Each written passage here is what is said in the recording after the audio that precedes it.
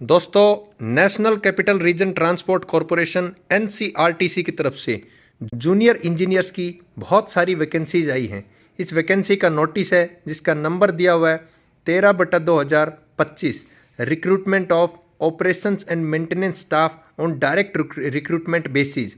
Date of commencement of online registration and submission of application form 24/3/2025 से ये form भरने start हो चुके हैं और जिनकी क्लोजिंग डेट 24 अप्रैल 2025 रात 11:59 तक रहेगी।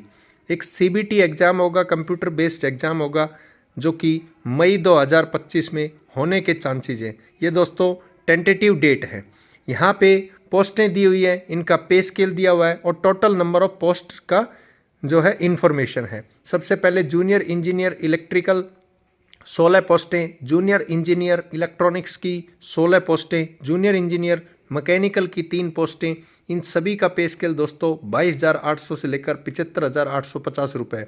जूनियर इंजीनियर सिविल की 1 पोस्ट, प्रोग्रामिंग एसोसिएट की 4 वैकेंसी, असिस्टेंट की 3 वैकेंसी, असिस्टेंट कॉरपोरेट हॉस्पिटलिटी की 1 वैकेंसी, जूनियर इंजीनियर इलेक्ट्रिकल का जिसका पोस्ट कोड 8 है 18 वैकेंसी, जूनियर इंजीनियर मैकेनिकल जिसका पोस्ट कोड 9 है इसकी 10 वैकेंसी। हालांकि इसका जो पे स्केल है वो थोड़ा कम है दोस्तों, 18,250 से 59,200।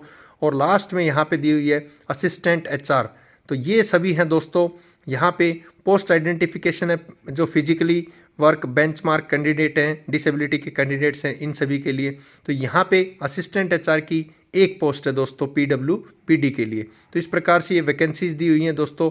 वैकेंसीज के साथ में एलिजिबिलिटी का क्राइटेरिया है जिसमें एसेंशियल क्वालिफिकेशन और मैक्सिमम एज लिमिट। तो सभी की मैक्सिमम एज लिमिट तो 25 साल है और यहाँ पे सभी में 3 साल का रेगुलर डिप्लोमा होना अनिवार्य है। जिस भी जो डिसिप्लिन का उसमें 3 साल का रेगुलर डिप्लोमा होना अनिवार्य है, जैसे इलेक्ट्रिकल का, इलेक्ट्रॉनिक्स का, मैकेनिकल का, इन सभी में। और दोस्तों पे स्केल 22,800 से 75,850 और नीचे बॉटम फेज में असिस्टेंट का 20,250 से 65,500 और जूनियर मेंटेनर जो हैं, जूनियर मेंटेनर मैकेनिकल 18,250। ऊपर जूनियर जो है इंजीनियर की वैकेंसी है और नीचे मेंटेनर की वैकेंसी है। तो थोड़ा सा इसमें फ़र्क है। इसमें आईटीआई की ज़रूरत है आपको और यहाँ पे जो असिस्टेंट है इसमें ग्रेजुएट होटल मैनेजमेंट और इसमें इक्विवेलेंट होना चाहिए। तो ये सभी आपके पास दिया हुआ है दोस्तों। रिजर्वेशन का बेनिफिट है सेंट्रल गवर्नमेंट का जैसे रहता है, ओबीसी के लिए यहाँ पे 3 साल का, SC ST के लिए 5 साल का और PWBD के लिए 10 साल का। कुछ उसी प्रकार से यहाँ पे क्राइटेरिया दिया हुआ है, ये देख सकते हैं दोस्तों आपके सामने स्क्रीन पे है। इसके अलावा सिलेक्शन प्रोसेस की बात करें तो सबसे पहले आपका CBT एग्जाम होगा, कंप्यूटर बेस्ड टेस्ट होगा और उसके बाद एक मेडिकल फिटनेस टेस्ट होगा जिसका नाम है MFT यानी मेडिकल फिटनेस टेस्ट। 100 नंबर का क्वेश्चन पेपर आएगा और 100 ही नंबर रहेंगे। ड्यूरेशन जो एग्जाम रहेगा CBT इसके 90 मिनट्स रहेंगे।